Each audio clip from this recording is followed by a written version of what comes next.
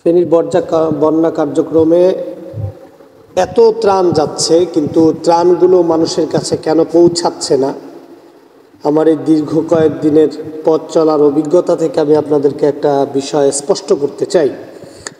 দেখুন, ফেনীতে যে বন্যা হয়েছে সে বন্যায় বাংলাদেশ থেকে কোটি কোটি টাকা ত্রাণ যাচ্ছে, এবং এত পরিমাণ ত্রাণ যাচ্ছে যে ত্রাণগুলো সঠিকভাবে সুন্দরভাবে যদি মানুষের কাছে পৌঁছানো হতো তাহলে 100 ভাগ আমি আপনাদেরকে চ্যালেঞ্জ করে বলতে পারি যে ত্রাণ একদম ব্যাপক হারে সবাই পেত। কিন্তু সমস্যাটা হলো ত্রাণ অধিকাংশ জায়গায় পৌঁছাচ্ছে না। ফেনীতে 5টি উপজেলা, ফেনী সদর, দাগনভূঞা, সোনাগাজী, ফুলগাজী, পরশুরাম। এর মধ্যে সবথেকে কঠিন মানে সবথেকে বেশি ত্রাণ পেয়েছে হলো ফেনী সদর উপজেলা, আর বাকি যে 4টা উপজেলা সেখানে কিন্তু ভালোভাবে ত্রাণ পৌঁছায় নাই। এটার 3টি কারণ আমি বের করেছি। একটি হলো, যারা ত্রাণ দিতে যাচ্ছে অধিকাংশ মানুষ হলো শৌখিন, অর্থাৎ কর্মঠ না, কাজের মানুষ না, তারা অনেক কাজ করে এরকম না।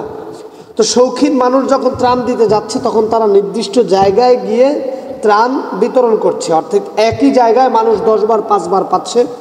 শৌখিন হওয়ায় এরা যেই জায়গাটাতে মালটা টেনে নিতে হবে, ত্রাণটা বা উপহারটা টেনে নিতে হবে, সেই জায়গায় তারা যাচ্ছে না, যার ফলশ্রুতিতে ত্রাণ ওখানে একটা অসুবিধার কার্যক্রম হিসাবে উপস্থাপিত হচ্ছে।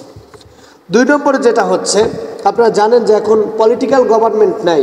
এখন যে গভর্নমেন্ট আছে এটা একটা অন্তর্বর্তীকালীন সরকার, যেটাকে আমরা তত্ত্বাবধায়ক সরকার বলি। তো এই তত্ত্বাবধায়ক সরকার এখন যে কাজ করছে, এখন পর্যন্ত তাদের যে প্রশাসন, তাদের যে ডিস্ট্রিবিউশন প্রশাসনিক বিভাগ, এরা ওইভাবে কাজ এখনো শুরু করেনি, যার ফলে সবথেকে বড় অসুবিধা হচ্ছে যে ওই কারণবশতই মূলত ওখানে প্রশাসনের তত্ত্বাবধান না থাকায় ত্রাণটা ঠিকমতো মানুষের কাছে পৌঁছাচ্ছে না। 3 নম্বরে আরেকটা জটিলতা হলো, এমন কিছু দুর্গম এলাকা আছে যে এলাকার সন্ধান এখনো মানুষ জানেই না, সেখানে 2-3 কিলোমিটার পথ পাড়ি দিয়ে এরপরে আপনাকে যেতে হবে।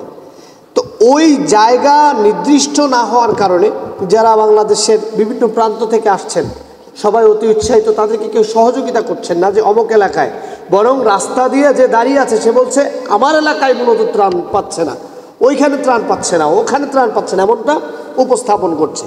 তো ওই জায়গাটাতে একটা বড় সমস্যা কাজ করছে। তো 3টি সমস্যার যদি সমাধান হতো, ফেনীর পুরো এলাকাতে আলহামদুলিল্লাহ ত্রাণের একটা বিস্তার ঘটতো।